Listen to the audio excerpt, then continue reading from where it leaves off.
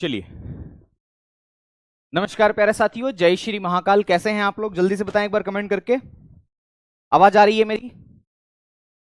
मुस्कान, सलोनी, अमित, बहुत बढ़िया। Good evening, good evening, very good evening भाई, वेरी गुड इवनिंग। कैसे हैं? बढ़िया हैं? करें शुरुआत। लास्ट टाइम हमने क्या पढ़ा था? मेरे ख्याल से योजना आयोग हमने समाप्त किया था। अभी हमें क्या पढ़ना है? तो नीति आयोग हमें लगभग लगभग पढ़ना है ना? नीति आयोग से हमें शुरुआत करना है।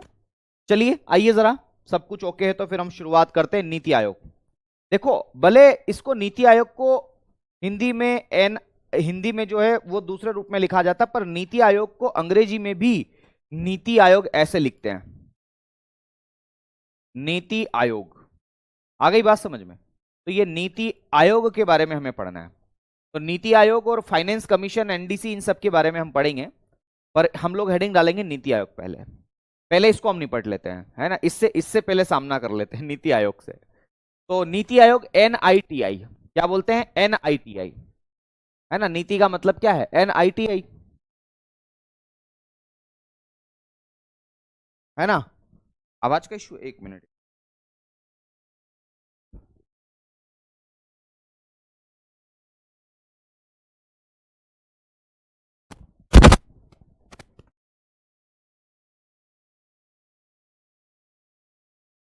ओके जी। तो नीति आयोग का पूर्ण रूप क्या है? सवाल ये बन सकता है ना कि नीति आयोग का फुल फॉर्म क्या है। तो देखो, सबसे पहले तो सवाल यही बनेगा कि नीति आयोग का पूर्ण रूप क्या है। तो नीति आयोग का फुल फॉर्म क्या है? एनआईटीआई है। तो एनआईटीआई में एन आई का मतलब क्या है? तो एन का मतलब है नेशनल, नेशनल। एन का मतलब नेशनल होता है, आई का मतलब होता है इंस्टीट्यूट। तो national institute, national institute. T का मतलब होता है ट्रांसफॉर्मिंग, पर यहां पर एक एब्रीविएशन हमें लगाना पड़ेगा, फोर। तो national institute for transforming India, transforming India, transforming India, ये नीति आयोग का पूर्ण रूप होता है। आ गई बात समझ में? National institute for transforming India, ये नीति आयोग का क्या होता है? फुल फॉर्म होता है भैया। अंग्रेजी में इसी फुल फॉर्म को आपको याद रखना है, परीक्षा में कई बार आता है। आ गई बात समझ में? चलो, नीति आयोग के बारे में इतनी। दूसरी बात आपको ये याद रखना है कि नीति आयोग जो है, इसकी प्रकृति क्या है, इसका नेचर क्या है। तो सवाल पूछा जा सकता है कि इसका नेचर क्या है। नेचर, नेचर मतलब प्रकृति, मतलब क्या इसका जिक्र संविधान के अंदर है? नहीं। तो इसकी प्रकृति क्या है? देखो, इसके अगर नेचर की मैं बात करूं, इसके अगर मैं नेचर की बात करूं मेरे दोस्त, कि इसका नेचर क्या है, तो मैं आपको यहां पर बताना चाहूंगा कि इसकी जो प्रकृति वो कैसी है। ये जो संस्था है ना, दरअसल नीति आयोग, इस संस्था का जिक्र संविधान के अंदर भी नहीं है। मतलब ये संवैधानिक संस्था तो हो नहीं सकती, तो फिर इसका जिक्र कहां है गुरुजी? याद रखना, इसका जो जिक्र है ना, वो सरकार ने एक आदेश से किया है। तो सरकार के आदेश से, जो केंद्र सरकार है उसके आदेश से इसको बनाया गया है, इसलिए इसलिए इसे कार्यकारी संस्था के नाम से जानते हैं। तो इसकी प्रकृति अगर आपसे पूछे तो आप जवाब दे सकते हैं, अगर ऑप्शन में आपके पास में हो ऑप्शन की कार्यकारी संस्था है, तो ये कार्यकारी संस्था हो सकती है ना? इसको बोलते हैं अंग्रेजी में एग्जीक्यूटिव, एग्जीक्यूटिव बॉडी। इसको अंग्रेजी में किस नाम से जानते हैं? तो एग्जीक्यूटिव बॉडी के नाम से आप इसे जानते हैं। एग्जीक्यूटिव बॉडी, एग्जीक्यूटिव बॉडी के नाम से, एग्जीक्यूटिव इंस्टीट्यूशन के नाम से आप इसे जानते हैं। अगर मान लो उस ऑप्शन में कार्यकारी न हो, तो इसके अलावा आप सलाहकारी भी टिक कर सकते हैं। तो इस संस्था की जो प्रकृति है वो सलाहकारी भी हो सकती है। सलाहकारी का मतलब होता है एडवाइजरी, ये सलाह देती है, ये भारत सरकार को सलाह देती है, राज्य सरकार को सलाह देती है कि आपको किस तरीके से काम करना है, कैसे कैसे काम करना है, किससे देश के हित में काम होगा और किस तरीके से आपको आगे बढ़ना है। ठीक है? तो सलाहकारी जिसे बोलते हैं एडवाइजरी, तो ये एडवाइजरी बॉडी भी है, ये भारत सरकार और राज्य सरकार दोनों को सलाह देती है ना, इसलिए। या फिर इसका जिक्र चूंकि संविधान में नहीं है, तो इसे गैर संवैधानिक के नाम से भी जाना जाता है। तो आप तीसरा लिख सकते हैं, ये गैर संवैधानिक है। गैर संवैधानिक, इसकी प्रकृति कैसी है? गैर संवैधानिक है। गैर संवैधानिक का मतलब यह नहीं होता है कि संविधान की विरोधी। गैर संवैधानिक का मतलब होता है जिसका जिक्र संविधान में नहीं हो, उसे गैर संवैधानिक के नाम से जाना जाता है। तो ये गैर संवैधानिक है, इसको अंग्रेजी में बोलते हैं नॉन कॉन्स्टिट्यूशनल। क्या बोलेंगे? Non constitutional. Non constitutional, non constitutional के नाम से आप इसे जानते हो, है ना। तो इसकी प्रकृति ये है। आ गई बात समझ में? आ गई बात समझ में मेरे साथियों? अच्छा, नीति आयोग, नीति आयोग का अन्य नाम क्या है? सवाल यहां से भी आते हैं कि इसको और किस नामों से जाना जाता है। आपने आपने मेरे साथियों इसे बौद्धिक संस्था सुना होगा, तो इसका अन्य नाम क्या है? तो इसे याद रखना है, बौद्धिक संस्था के नाम से भी जाना जाता है। तो इसमें सबसे पहला नाम लिखेंगे थिंक टैंक। ये सरकार का थिंक टैंक है। क्या कहा? Think tank. थिंक का मतलब है जो सोचे विचारे, तो सरकार के लिए जो सोचे विचारे वो काम जो है वो सरकार का यही कर रहा है थिंक टैंक के रूप में, जिसे आप नीति आयोग के नाम से जानते हैं। इसे बौद्धिक संस्था, इंटेलेक्चुअल इंस्टीट्यूट के नाम से भी जानते हैं। तो दूसरा लिख सकते हैं, इसे बौद्धिक संस्था के नाम से भी जाना जाता है। क्या बोलते हैं इसे? बौद्धिक संस्था। तो याद रखना है, इसे बौद्धिक संस्था के नाम से भी जानते हैं, इंटेलेक्चुअल इंस्टीट्यूशन भी आप इसे कहते हैं, क्योंकि बुद्धिजीवी लोग इसके अंदर है। कौन लोग है? बुद्धिजीवी लोग, जो बुद्धि लगाते हैं, है ना, वो लोग इसके अंदर है मेरे दोस्त, है ना। अच्छा, सवाल यह बन सकता है कि इसकी स्थापना कब की गई थी, इसको स्टैब्लिश कब किया गया? तो अगला बिंदु लिखेंगे, इसकी जो स्थापना है ना, इसका गठन जो है, गठन या स्थापना कह लो, जो भी आप कहें, गठन या स्थापना जो भी आप कहें एक ही बात है। हालांकि दोनों में तकनीकी अंतर होता है, लेकिन ठीक है। तो इसकी स्थापना या गठन की हम बात करें तो आपको पता ही है कि इसका गठन जो है वो 1 जनवरी 2015 को किया गया था। तो 1 जनवरी, 1 जनवरी 2015 को इसको क्या किया गया था? गठन किया गया था। किसके स्थान पर किया गया था? तो याद रखना है, योजना आयोग के स्थान पर किया गया था, है ना। तो लिखेंगे योजना आयोग के स्थान पर। योजना आयोग, प्लानिंग कमीशन, आपको पता है योजना आयोग की समाप्ति करके नीति आयोग बना दिया गया था इसी को, है ना। तो योजना आयोग के स्थान पर, योजना आयोग के स्थान पर, योजना आयोग के स्थान पर, योजना आयोग के स्थान पर इसकी स्थापना की थी 1 जनवरी 2015 को, है ना। इसकी स्थापना की घोषणा कब की गई थी? ऐसे तो मैंने कल भी आपको बता दिया था कि इसकी जो घोषणा है वो कब की गई थी। तो इसकी घोषणा की गई थी 2014 में, जो स्वतंत्रता दिवस हम मना रहे थे उस समय, दिल्ली के लाल किले से 15 अगस्त को मेरे दोस्त 2014 की बात है ना। दिल्ली के लाल किले से इसकी घोषणा किसके द्वारा की गई थी? तो पीएम के द्वारा की गई थी, प्रधानमंत्री मोदी जी के द्वारा, है ना। मोदी जी के द्वारा, पीएम द्वारा मेरे साथियों, है ना, लाल किले से इसकी घोषणा की गई थी कि हम योजना आयोग को समाप्त करके अब क्या लेकर के आ रहे हैं? नीति आयोग लेकर के आ रहे हैं। आ गई बात समझ में? बहुत ही इंपॉर्टेंट शब्दावली है, बहुत इंपॉर्टेंट शब्दावली है। यहां से तो आपको सवाल याद रखना ही रखना है, ये बात आपको याद रखना। ओके, चलो बताओ, यहां तक ओके है सब? जल्दी से एक बार कमेंट करके बता दो कि हाँ सर, यहां तक सारी बातें ओके है, हम लोग आगे बढ़ सकते हैं। बहुत बढ़िया भाई, बहुत बढ़िया।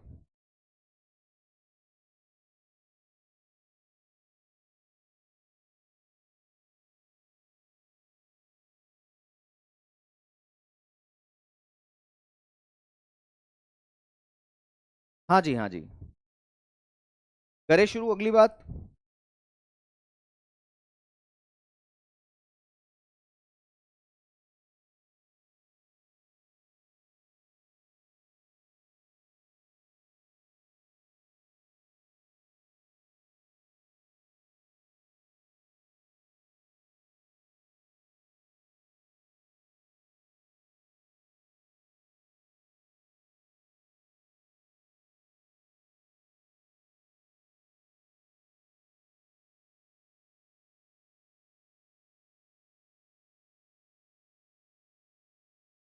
ओके, चलो इतना एक बार पढ़ लो जल्दी से, है ना। मैं पानी पी लेता हूँ, जल्दी से पढ़ लो इसको, इतना बहुत ही आसान है, कोई बड़ी बात नहीं। अभी और भी बाकी है ना, बाकी है, बाकी है।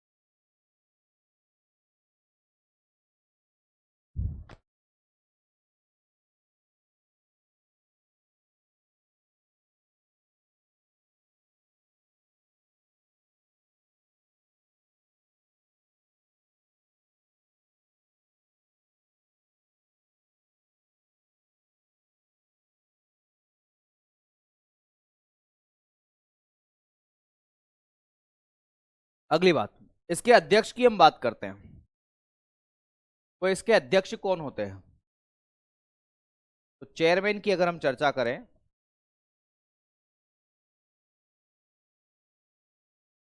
तो इसके अध्यक्ष होते हैं पदेन प्रधानमंत्री जी,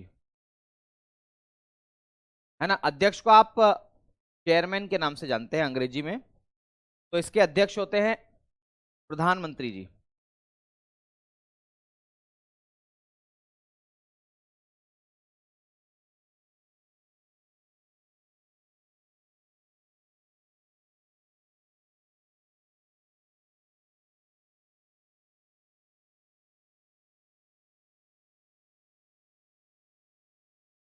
पदेन प्रधानमंत्री जी जो है वो इसके कौन है? अध्यक्ष है। आ गई बात समझ में? और आपको बताइए कि पहले और वर्तमान, अभी वर्तमान में कौन है? तो दामोदर दास मोदी ही हैं। तो याद रखना, पदेन और वर्तमान, मतलब फर्स्ट और अभी वर्तमान में कौन है? नरेंद्र मोदी जी। तो मेरे साथियों, नरेंद्र दामोदर दास मोदी, नरेंद्र मोदी जी,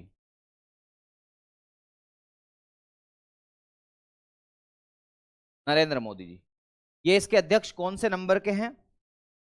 अभी तो पहले ही चल रहे हैं, फर्स्ट। मतलब फर्स्ट क्यों लिखे, है ना? जब से नीति आयोग बनाया गया तब से यही तो अध्यक्ष है, तो फर्स्ट सेकंड की तो बात ही नहीं होती ना भाई। तब फर्स्ट सेकंड हम क्यों लिखेंगे, है ना? सही है ना? तो फर्स्ट सेकंड हम फिर क्यों लिखेंगे? तो याद रखना है ये इसके अध्यक्ष है। ओके, बहुत बढ़िया, शानदार। हाँ जी बिल्कुल। चलो अब उपाध्यक्ष की हम बात कर लेते हैं कि इसके उपाध्यक्ष कौन है। तो मेरे भाई, इसके अगर उपाध्यक्ष की हम चर्चा करें, उपाध्यक्ष की हम चर्चा करें, तो उपाध्यक्ष को हम वाइस चेयरमैन के नाम से जानते हैं, है ना।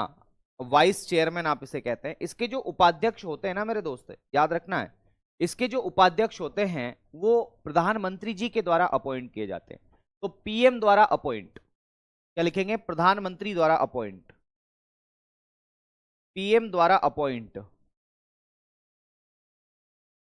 पीएम द्वारा नियुक्त बोलते हैं इसे अंग्रेजी में, अपॉइंट शब्द के नाम से जाना जाता है। पीएम जी जो है वो इस नियुक्ति करते हैं।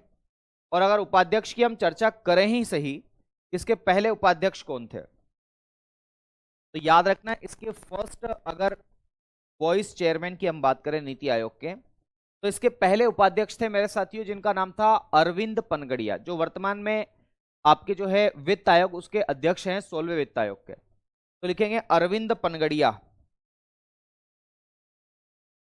क्या लिखेंगे? अरविंद पनगड़िया।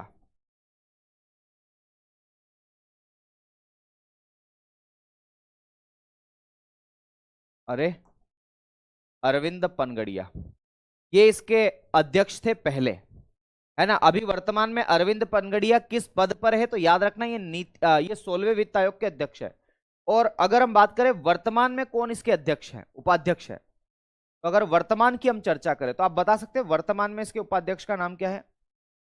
वर्तमान की अगर हम बात करें कि इसके उपाध्यक्ष कौन है, तो क्या जवाब है? तो याद रखना मेरे साथियों, सुमन बेरी। क्या नाम है? सुमन बेरी। तो सुमन बेरी वर्तमान में इसके उपाध्यक्ष है नीति आयोग के, है ना। ये अध्यक्ष की हमने बात कर ली। इसमें सीओ का पद भी होता है, सीओ, चीफ एग्जीक्यूटिव ऑफिसर आप इसे कहते हैं, है ना। तो वहां से भी सवाल आते हैं। तो अगला बिंदु लिखेंगे सीओ, सीओ, सीईओ बोलते हैं, सीओ, है ना। इसे बोलते हैं चीफ एग्जीक्यूटिव ऑफिसर, मुख्य कार्यकारी अधिकारी, मुख्य कार्यकारी, मुख्य कार्यकारी अधिकारी,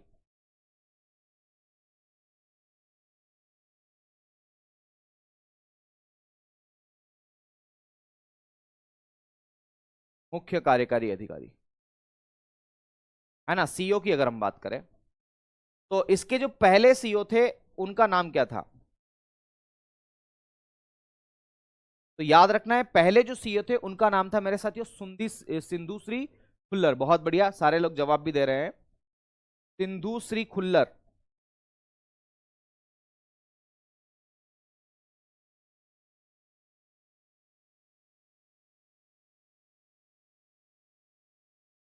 ठीक है दीपेश भाई, ये सीओ, इसे बोलते चीफ एग्जीक्यूटिव ऑफिसर, मुख्य कार्यकारी अधिकारी के नाम से आप इसे जानते हैं। ठीक है, इसमें तो कोई कंफ्यूजन नहीं होना चाहिए। अच्छा, वर्तमान में कौन है? जो दीपेश आपने बताया वो वर्तमान में ही है, तो याद रखना है वर्तमान में है BVR सुब्रमण्यम।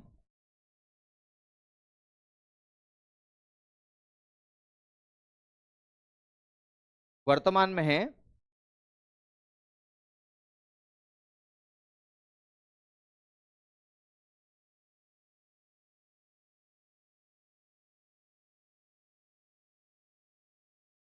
BVR सुब्रमण्यम।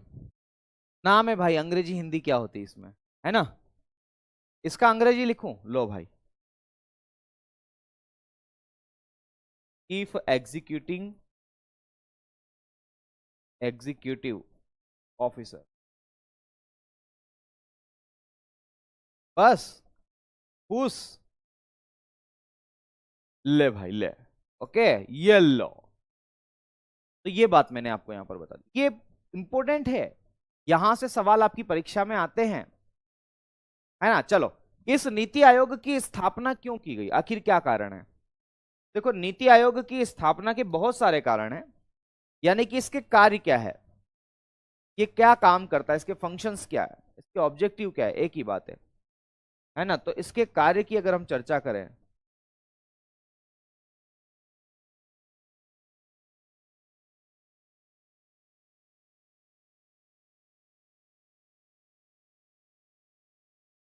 इसके कार्यों की अगर हम बात करें, तो इसका सबसे इंपॉर्टेंट कार्य यह है मेरे दोस्त कि राज्य सरकार और केंद्र सरकार के बीच में कोऑर्डिनेशन बिठाना, है ना? तो राज्यों और केंद्र सरकार के बीच में कोऑर्डिनेशन बिठाना सबसे पहला कार्य लिखें, राज्य और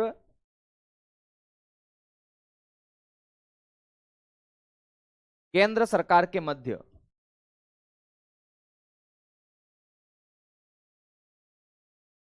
राज्य और केंद्र सरकार के मध्य कोऑर्डिनेशन, कोऑर्डिनेशन का मतलब क्या है, समन्वय, है ना? समन्वय बोलते हैं इसे हिंदी में। तो राज्य और केंद्र सरकार के मध्य समन्वय स्थापित करना, समन्वय स्थापित करना, समन्वय बनाना, इसको हम अंग्रेजी में बोलते हैं coordination between, coordination,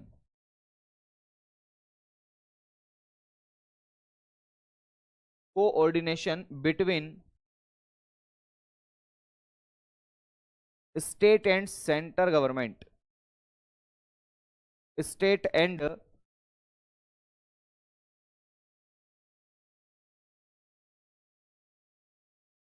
central government. तो याद रखना है, राज्य सरकार और केंद्र सरकार के बीच में समन्वय को बढ़ावा देना, मतलब बैठक को बढ़ावा देना। भाई, हो सकता है किसी राज्य में अलग सरकार और केंद्र सरकार अलग हो, जैसे केंद्र सरकार बीजेपी की है, किसी राज्य में मान लो कांग्रेस की गवर्नमेंट है, तो वहां पर कोऑर्डिनेशन तो बिठाना पड़ेगा ना।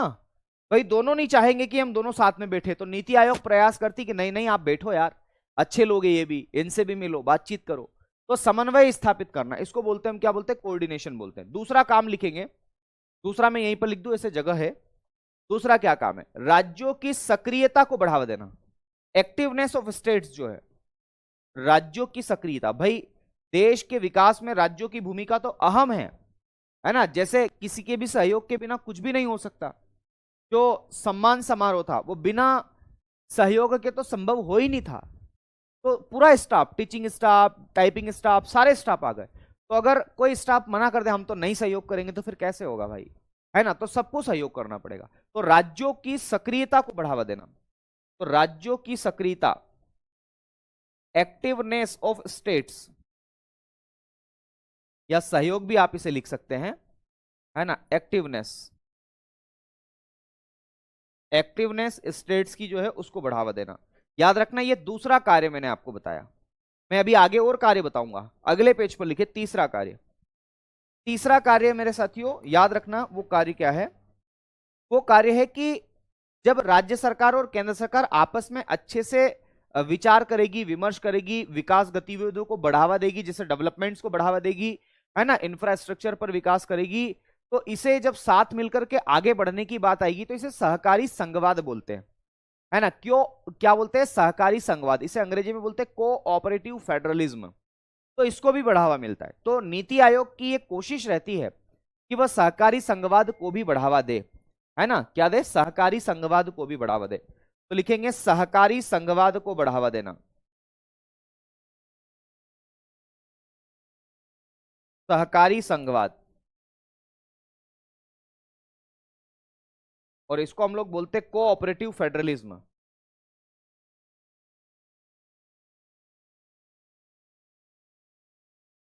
Cooperative federalism,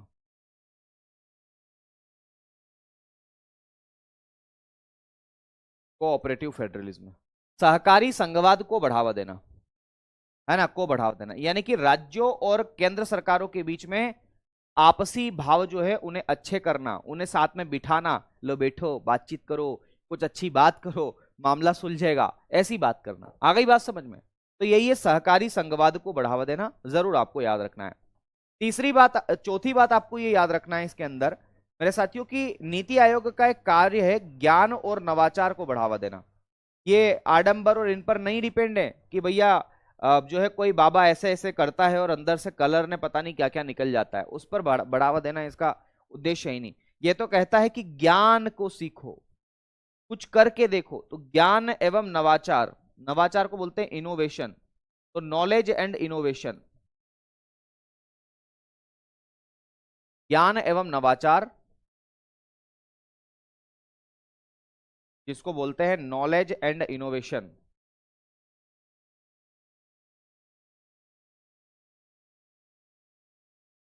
knowledge and innovation, इसको भी बढ़ावा देना। तो ये भी इसी नीति आयोग की ही उद्देश्य है या कार्य, आप इसे कह सकते हैं। ठीक है, नीति आयोग के उद्देश्य या कार्य के नाम से आप इसे जानते हैं। ओके, अब देखो ये ना कुछ सूचकांक जारी करती, कुछ इंडेक्स जारी करती है, उसके बारे में भी हम देख लेते हैं कि नीति आयोग कौन कौन से सूचकांक जारी करती है। कुछ इंडेक्स हैं जिन्हें ये जारी करती है, जरा वो समझना। तो मैं अगला हेडिंग डाल दूं, नीति आयोग द्वारा जारी सूचकांक।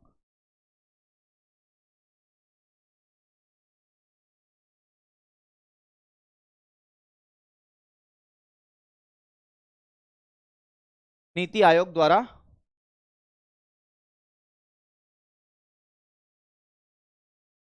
जारी सूचकांक।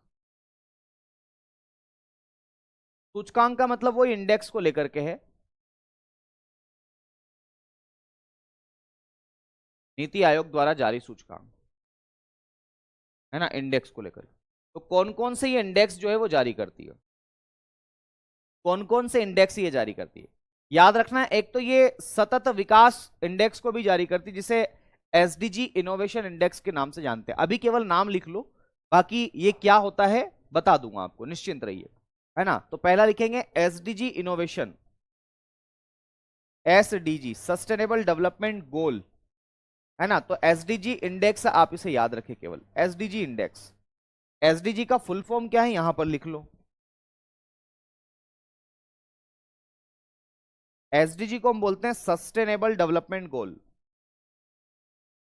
Sustainable development goal.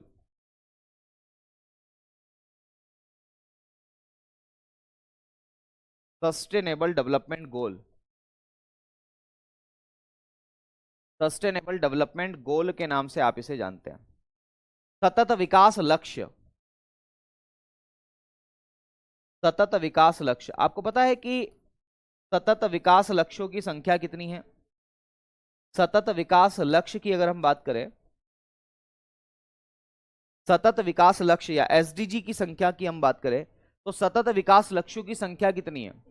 तो मेरे दोस्त 17 सतत विकास लक्ष्य बनाए गए, जिसमें शिक्षा में सुधार, गरीबी में कमी करना, बेरोजगारी में कमी करना, रोजगार को बढ़ावा देना, स्वच्छ जल, है ना, स्वच्छ पृथ्वी, है ना, भुखमरी की समस्या को समाप्त करना, ऐसे कुल मिलाकर के 17 एसडीजी है। तो इनकी क्या स्थिति है भारत के अंदर, भारत में राज्य कहां पर पहुंच पा रहे हैं, राज्य कितने सक्रिय हैं, राज्य कितना आगे बढ़ चुके हैं, है ना। तो इसको ही बोलते हैं एसडीजी इंडेक्स। तो एसडीजी इंडेक्स जो है वो यही मेरे साथियों क्या करता है, जारी करता है। तो ये एक सूचकांक जारी करता है एसडीजी इंडेक्स के बारे में।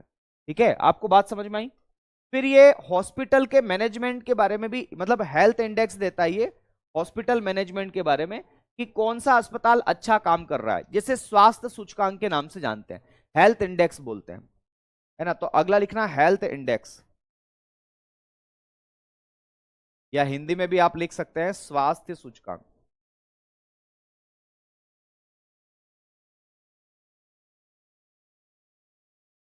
और ये स्वास्थ्य सूचकांक कैसे जारी करता है, तो याद रखना कि वर्तमान में भारत के कौन कौन से राज्यों में, किन किन जिलों में कौन अस्पताल अच्छा काम कर रहा है ना, उसके बारे में इंडेक्स जारी करता है। आ गई बात समझ में। फिर एक तीसरा इंडेक्स है, वो इंडेक्स ये कि भारत जो है वो विदेशों में कौन कौन सी चीजों का निर्यात कर रहा है, और निर्यात के लिए कितनी तैयारियां भारत के पास में, इससे संबंधित एक इंडेक्स जिसे बोलते हैं एक्सपोर्ट प्रिपेयर्डनेस इंडेक्स। क्या बोलते हैं? Export preparedness index,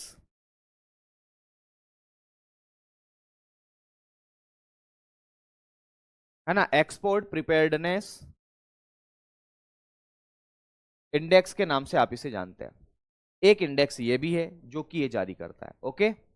export preparedness index के नाम से आप इसे जानते हैं, ठीक है। ये तीसरा हो गया। फिर अगर हम चौथे की बात करें मेरे साथियों, कि चौथा इंडेक्स कौन सा है, तो याद रखना चौथा इंडेक्स जो है वो, आपको अगर मैं चर्चा करूं तो मतलब पानी के मैनेजमेंट को कैसे बरकरार रखा गया है भारत के अंदर, और कौन सा राज्य इसके मैनेजमेंट को बरकरार रखने में कामयाब रहा है, उससे संबंधित एक इंडेक्स है जिसे आप लोग कहते हैं कंपोजिट वाटर मैनेजमेंट सिस्टम, है ना। क्या बोलते हैं? कंपोजिट। हिंदी में लिख दूं, चलेगा ना? तो भाई अंग्रेजी में लिख, composite water management system, water management,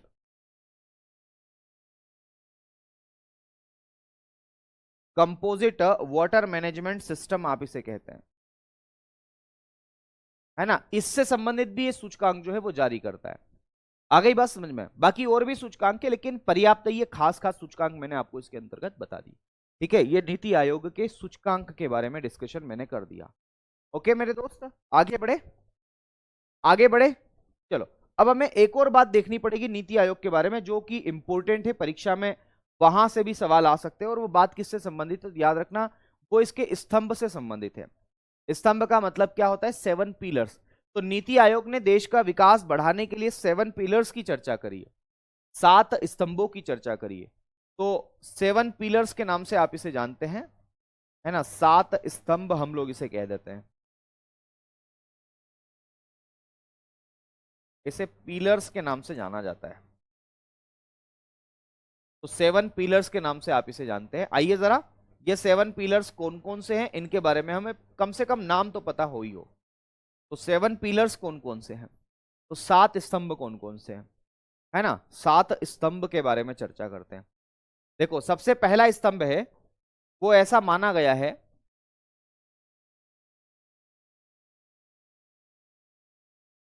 सबसे पहला जो स्तंभ है वो क्या है मेरे दोस्त?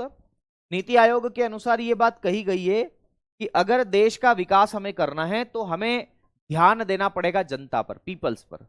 पीपल जो है इस देश का पहला स्तंभ है, जनता इस देश का पहला स्तंभ मानी गई है। तो याद रखना है, नीति आयोग के अनुसार जो पीपल है वो देश का प्रथम स्तंभ है।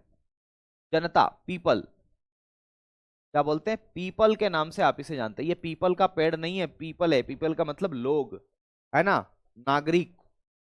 जनता जो है किसी भी देश का सबसे बड़ा पिलर होती है, क्योंकि यही देश की उन्नति और अवनति के बारे में बताती है कि देश आगे बढ़ेगा या फिर पीछे जाएगा, या देश की इकोनॉमिक कंडीशन क्या होगी। याद रखना है, केवल लोगों के होने से काम नहीं चलेगा, लोगों की सक्रियता भी जरूरी है, एक्टिवनेस भी जरूरी है, जिसे आप सक्रियता, मतलब दूसरा जो स्तंभ है वो सक्रियता के नाम से।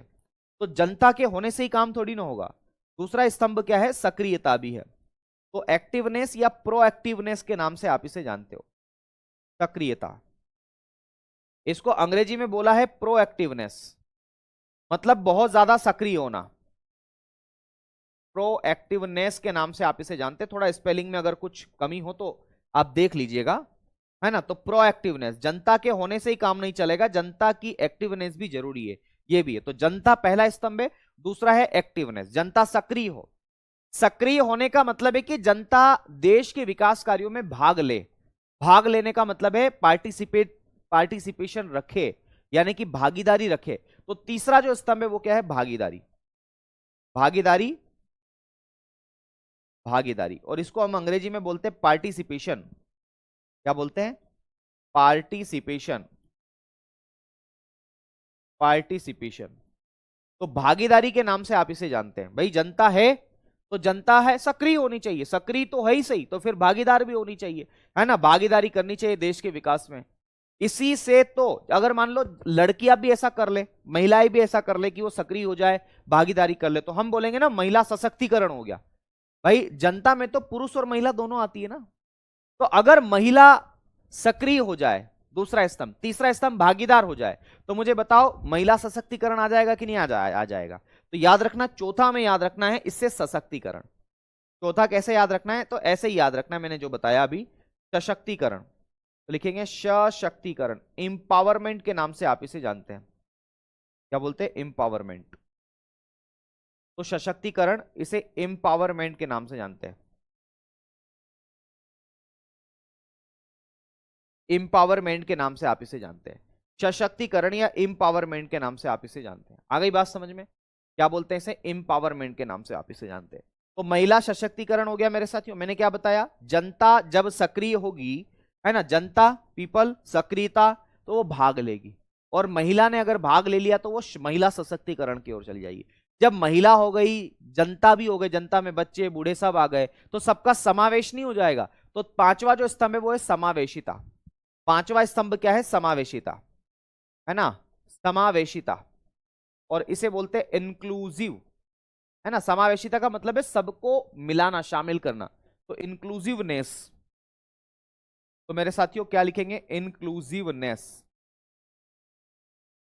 इंक्लूसिवनेस, है ना, समावेशिता हो जाएगा। और अगर ये सारी चीजें हो गई, सबको शामिल भी कर लिया, तो फिर तो समानता आ जाएगी। आ रही बात समझ में? तो छठवां स्तंभ क्या लिखेंगे? समानता। समानता का मतलब होता है इक्विलिटी, समानता। और समानता को हम लोग किस नाम से जानते हैं? इक्विलिटी के नाम से जानते हैं। समानता यानी कि इक्विलिटी, है ना। तो समानता भी आ जाएगी, जब सबको समावेश कर लेंगे तो फिर क्या हो जाएगी? समानता भी आ जाएगी। समानता आ जाएगी, इसके बाद की क्या कंडीशन होगी? तो याद रखना, समानता के बाद में जब समानता आ गई है तो फिर तो आपको पता ही है कि सब ट्रांसपेरेंसी बढ़ जाएगी। तो लिखेंगे सातवां पारदर्शिता। क्या लिखेंगे? पारदर्शिता। तो ये ट्रांसपेरेंसी आप इसे कहते हैं, ट्रांसपेरेंसी। ये सातों के सातों 7 पिलर्स के नाम से जानते हैं। ट्रांसपेरेंसी, है ना, ट्रांसपेरेंसी। आ गई बात समझ में? ट्रांसपेरेंसी के नाम से आप इसे जानते हैं। तो कुल मिलाकर के ये 7 पिलर्स हैं जो कि नीति आयोग ने सुझाए हैं कि भैया हमें जो है किस तरीके से काम करना है, किस तरीके से देश की इकोनॉमी को बढ़ावा देने के लिए इन भागों पर हमें पहुंचना है। ओके, आ गई बात समझ में? तो ये दरअसल मैंने आपको यहां पर बता दी है नीति आयोग के बारे में, इतनी बातें हैं जो आपको याद रखना है। ये नीति आयोग के बारे में मैंने आपको बताया। ओके, बड़े आगे बढ़े, बताओ। कोई दिक्कत वाली बात तो नहीं है ना?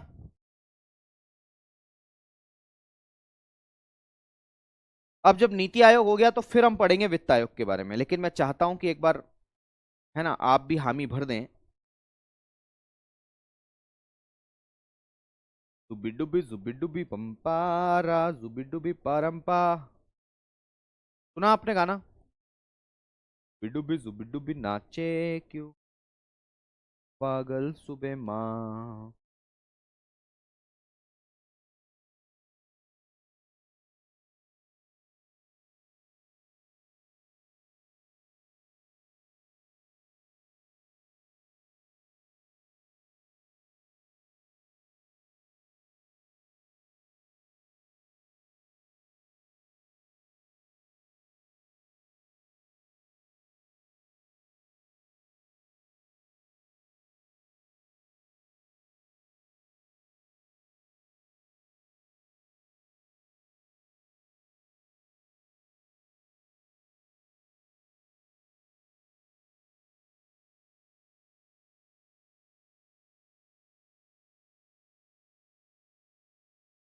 बहुत बढ़िया, चलिए आगे बढ़ते हैं।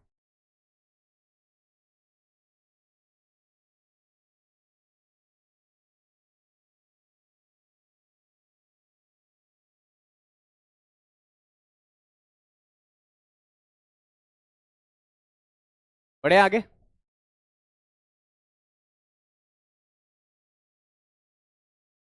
अगला है वित्त आयोग।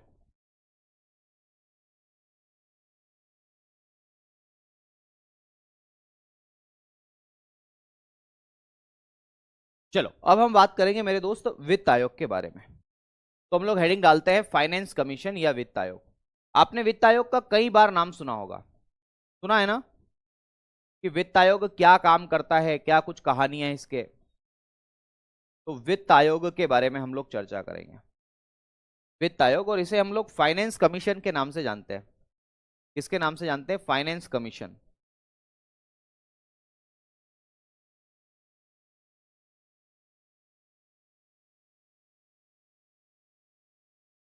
फाइनेंस कमीशन, फाइनेंस कमीशन के नाम से आप इसे जानते हैं। वित्त आयोग को फाइनेंस कमीशन के नाम से जाना जाता है। आ गई बात समझ में? तो आइए जरा फाइनेंस कमीशन के बारे में चर्चा कर लेते हैं कि वित्त आयोग का जिक्र कहाँ है, कैसे कैसे किया गया है, वो सब बातें क्या क्या हो सकती है। ओके। तो वित्त आयोग एक ऐसी संस्था है जिसका जिक्र संविधान के अंदर है। और संविधान के कौन से आर्टिकल में? तो याद रखना, संविधान के आर्टिकल नंबर 280 में इसका जिक्र है। इसलिए इसे संवैधानिक संस्था के नाम से भी जाना जाता है। आ गई बात समझ में? तो यही हमें यहां पर लिखना भी है। तो क्या लिखेंगे हम लोग? ये एक संवैधानिक संस्था है। क्या लिखेंगे मेरे भाई? ये एक संवैधानिक संस्था है।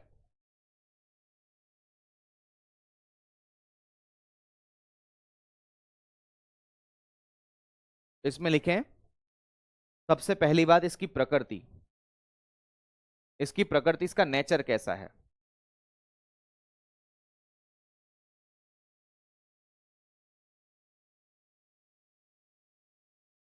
इसकी प्रकृति के बारे में, इसके नेचर के बारे में हम लोग लिखते हैं। तो मैंने क्या बताया कि इसकी जो प्रकृति वो कैसी है। तो मैंने अभी आपको बताया कि इसका जिक्र संविधान के अंदर है, इसलिए संस्था की जो प्रकृति है वो संवैधानिक होगी। संवैधानिक, जिसे आप कॉन्स्टिट्यूशनल के नाम से जानते हैं।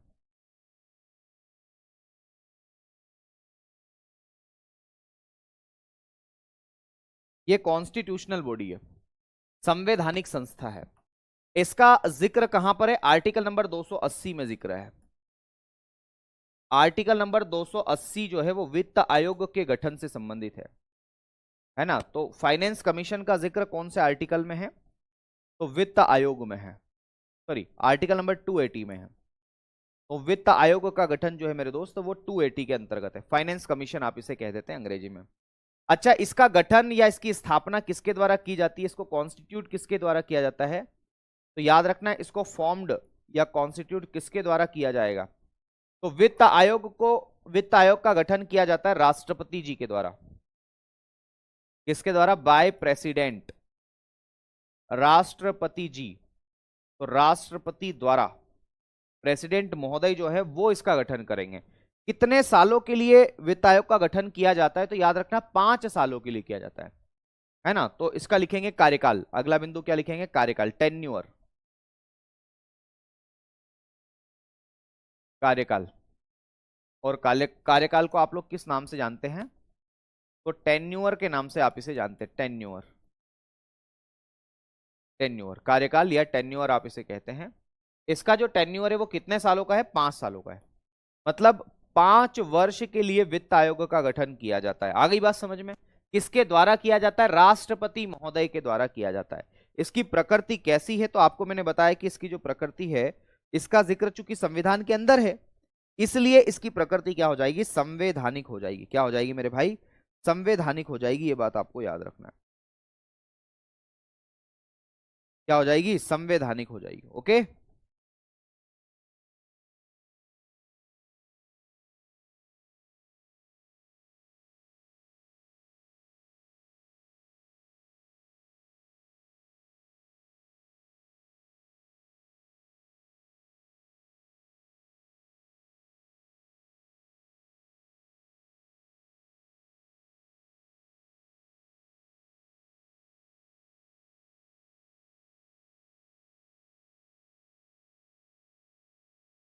चलो, बहुत बढ़िया।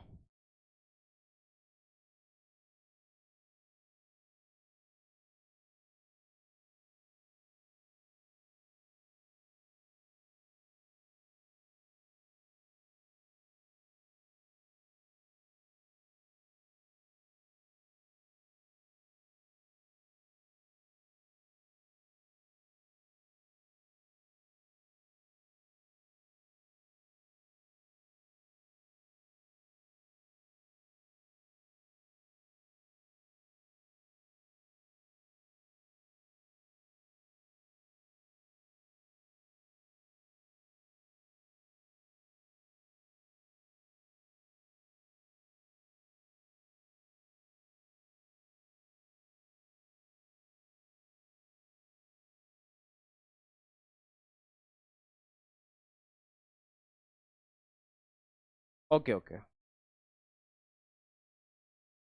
ठीक है। चलो, इसकी संरचना के बारे में हम बातचीत करते हैं कि इसकी संरचना में क्या क्या चीजें हैं। इसके स्ट्रक्चर की अगर हम चर्चा करें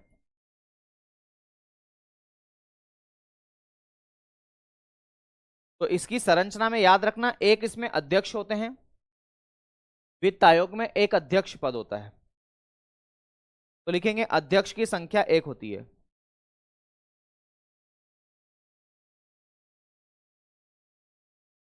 अध्यक्ष 1 होते हैं और सदस्यों की संख्या जो है वो 4 होती है। मेंबर्स कितने होते हैं? तो 4 मेंबर्स होते हैं। तो कुल मिलाकर के अध्यक्ष सहित 5 लोग होते हैं। सॉरी, अध्यक्ष सहित मेरे साथियों कितने लोग होते हैं? 5 लोग होते हैं, ये बात आपको याद रखना है ना। अध्यक्ष सहित ये 5 लोग होते हैं, ठीक है ना। अगली बात, ये जो अपनी रिपोर्ट देते हैं तो क्या वो जरूरी है सरकार लागू करे? नहीं। इसकी जो रिपोर्ट होते हैं वो सिफारिश की प्रकृति की होती है, मतलब वो जो अपनी रिपोर्ट प्रस्तुत करते हैं वो सरकार माने या ना माने, सरकार की इच्छा है। तो इसमें अगला बिंदु हम लिख सकते हैं कि इनकी जो रिपोर्ट है वो भारत के राष्ट्रपति को देते हैं, और इसकी जो रिपोर्ट है मेरे साथी वो सिफारिश प्रकृति की होती है ना। तो ये अपनी रिपोर्ट किसको सबमिट करते हैं? तो प्रेसिडेंट को सबमिट करते हैं, ठीक है। रिपोर्ट की अगर हम चर्चा करें, रिपोर्ट, तो हम लोग यहां पर लिखेंगे कि ये जो रिपोर्ट देते हैं वो किसको देंगे? तो राष्ट्रपति जी को देंगे। रिपोर्ट राष्ट्रपति जी को देंगे। ये अपनी रिपोर्ट किसको देंगे? राष्ट्रपति महोदय को देंगे। दूसरी बात, इस इनकी जो रिपोर्ट है वो क्या होगी? तो वो क्या होगी? केवल और केवल सिफारिश प्रकृति की होगी। मतलब जरूरी नहीं है कि सरकार लागू करे ही, तो सिफारिश प्रकृति की, मतलब खाली वो रिकमेंडेशन है कि एक समिति बनाई, एक अध्यक्ष बना दिया उसका, वित्त एक आयोग बना दिया और वो दे रहे हैं, तो वो इच्छा सरकार की, वो माने या ना माने। आ गई बात समझ में? तो ये भी मैंने आपको बता दिया कि इसकी जो रिपोर्ट है वो राष्ट्रपति जी को दी जाती है, और इसकी सिफारिशें जो है वो मतलब इसकी जो रिपोर्ट है वो सिफारिश प्रकृति की होती है। मतलब ऐसा नहीं है कि सरकार जो उसे जबरन लागू ही करे, सरकार की इच्छा, ये बात है, ठीक है। अब आपसे यहां पर एक सवाल पूछा जा सकता है कि ये जो अध्यक्ष और सदस्य हैं इसकी संरचना में, इनकी नियुक्ति किसके द्वारा की जाती है? तो वित्त आयोग में अध्यक्ष एवं सदस्यों की जो नियुक्ति है, अपॉइंट है, वो कौन करता है? तो राष्ट्रपति महोदय ही करते हैं। इसमें राष्ट्रपति महोदय, प्रेसिडेंट महोदय का अच्छा खासा रोल है। तो इनकी जो अपॉइंटमेंट है वो किसके द्वारा की जाती है? राष्ट्रपति जी के द्वारा की जाती है। तो राष्ट्रपति जी द्वारा ही मेरे साथियों इनकी क्या की जाती है? अपॉइंटमेंट की जाती है। आ गई बात समझ में? इनकी अपॉइंटमेंट किसके द्वारा की जाती है? राष्ट्रपति जी के द्वारा ही की जाती है, ये बात आपको याद रखना है। ओके, आ गई बात समझ में? चलो अगली बात, अगली बात, ये क्या काम करते हैं? वित्त आयोग का कार्य क्या है? इसके क्या कार्य है? क्या काम करता है वित्त आयोग? तो देखो, इसका सबसे इंपॉर्टेंट काम है मेरे दोस्त, हालांकि मैं कार्य लिखवा लिखवा देता हूं आप लोगों को कि इसका क्या कार्य है। ये वित्त आयोग ये करता है कि राज्य सरकार और केंद्र सरकार को कैसे कैसे पैसों का आवंटन किया जाना है ना, या राजस्व का वितरण कैसे कैसे किया जाना है, कितना % किया जाना है, उसके बारे में ये सिफारिश करता है। तो केंद्र और राज्यों के बीच में करों का बंटवारा करना, distribution of taxes between states and central government, ये काम इसका होता है ना। तो याद रखना इसके अंदर क्या याद रखेंगे, राज्यों और केंद्र शासित प्रदेशों के बीच, राज्यों और केंद्र शासित प्रदेश यानी कि यूटी, राज्यों और यूटी के मध्य करों का बंटवारा करना। यूटी का मतलब अच्छा, राज्यों और कॉमा में लिख लेना यूटी, है ना, क्योंकि यूटी तो केंद्र शासित प्रदेश भी है ना। तो राज्यों या यूटी का मतलब है यूनियन टेरिटरी, संघ शासित प्रदेश बोलते हैं। और केंद्र सरकार के बीच, और केंद्र सरकार के मध्य करों का बंटवारा करना। कर का मतलब है यहां पर टैक्सेस से, तो करों का बंटवारा करना। जैसे जीएसटी आया तो जीएसटी का बंटवारा कैसे होगा, पैसों का बंटवारा कैसे होगा, ये करता है ना, वित्त आयोग करता है। तो राज्यों और केंद्र सरकार के बीच में करों का बंटवारा करना, अंग्रेजी में से बोलते हैं distribution of taxes between state government and central government. आ गई बात समझ में, ये बात याद रखना है। ओके, चलो ये इसके कार्यों का। अब देखो ना, थोड़ा सा मैं आपको यहां पर एक बात बता दूं कि वित्त आयोग के बारे में दरअसल हमें एक और चीज देखना है कि वित्त आयोग जो करों का बंटवारा करता है वो दो आधार पर करता है, एक क्षैतिज और एक लंबवत, है ना। तो ये वर्टिकल क्या है, ये हॉरिजॉन्टल क्या है, इसके बारे में थोड़ा सा हम डिटेल में देखेंगे, लेकिन वो देखेंगे मेरे साथियों कल, है ना। थोड़ा सा इसके बारे में मैं आपको बता देता हूं, वो हम कल देखेंगे। केवल मैं फिलहाल आपको ये बताना चाह रहा हूं कि जो अभी हमारा पहला फाइनेंस कमीशन था वो कब गठित किया गया था, है ना। पहला फाइनेंस कमीशन जो था वो कब गठित किया गया था वो जरा देख लो। तो लिखेंगे प्रथम फर्स्ट फाइनेंस कमीशन,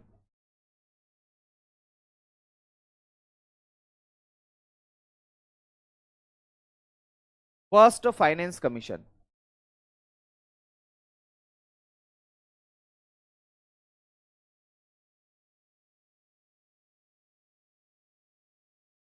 पहले वित्त आयोग के बारे में हम बातचीत कर लेते हैं, है ना। देखो पहला वित्त आयोग का गठन कब किया गया था, सवाल कई बार आया हुआ है और मैं नहीं चाहता हूं कि अब ये आए तो अब आप छोड़ो। तो याद रखना है, पहला जो वित्त आयोग है उसका गठन किया गया था मेरे साथियों 22 नवंबर 1951 को। 22 नवंबर 1951 को इसका गठन किया गया था। इसका कार्यकाल क्या था, मतलब कब से कब तक ये कार्य करेगा, इसका कार्यकाल या टेन्यूअर आप इसे कह देते हैं। तो ये बनाया गया था 1952 से लगा करके 5 सालों तक, यानी कि 1957 तक। तो 1952 से लगा करके 1957 तक इसका टेन्यूअर था, याद रखना है। इसके अध्यक्ष किसको बनाया गया था, केसी नियोगी। तो इसमें जो अध्यक्ष बनाए गए थे वो केसी नियोगी को बनाए गए थे, जिनका पूरा नाम है क्षितिज चंद्र नियोगी। मैंने बताया था केसी नियोगी जी का जो जिक्र है वो योजना आयोग में भी आया था, है ना। तो इसमें क्या लिखेंगे, केसी नियोगी आप लोगों को लिखेंगे, तो लिखेंगे केसी नियोगी। अब मेरे दोस्त अगली मेरी क्लास है उसका समय हो चुका है ना, इसलिए मैं इस क्लास को यहीं पर रोकूंगा। इससे आगे की चर्चा मैं आपको कल करवाऊंगा, ठीक है। तो कल हम लोग इसके बारे में याद रखेंगे, है ना। मैं सब बता दूंगा कल की चर्चाओं में क्या क्या होने वाला है, ठीक है ना। तो चलो फिर आज के लिए इतना ही करते हैं मेरे दोस्त, आज के लिए इतना ही। बाकी मिलते हैं आपसे कल नए वीडियो, नई शाखा, है ना, इसी वित्त आयोग के साथ, एनडीसी के साथ में और जो आयोग बचे गए हैं उनके बारे में पढ़ेंगे कल। तो आज के लिए इतना ही, शुक्रिया, धन्यवाद, जय महाकाल, राधे राधे, नमस्कार, धन्यवाद।